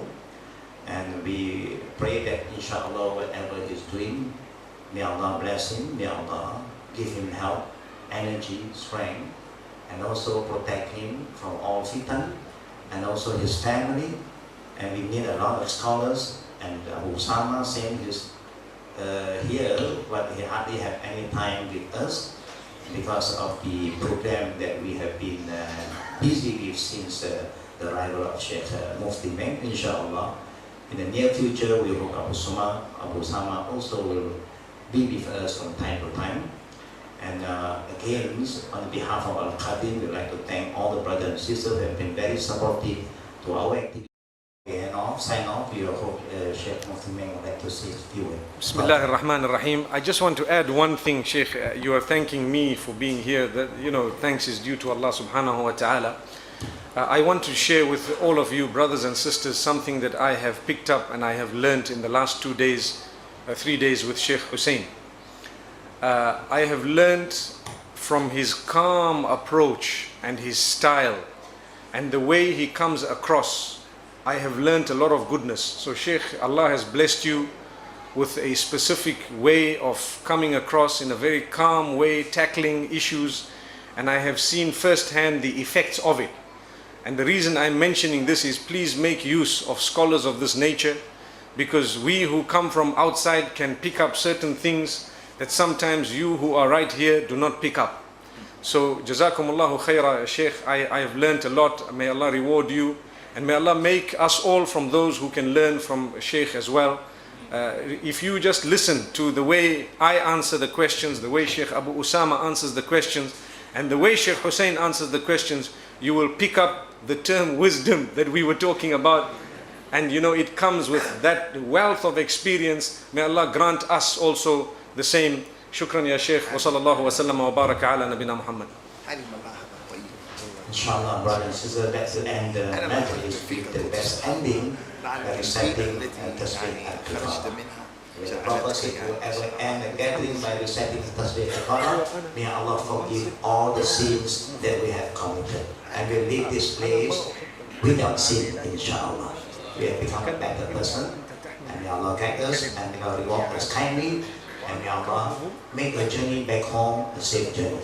Amin ya rabbal alamin. Subhanakallahumma wa bihamdika asyhadu an la ilaha illa anta astaghfiruka wa atubu ilaik. Assalamualaikum warahmatullahi wabarakatuh. لا أريد. And we can get ready for Zuhur prayer.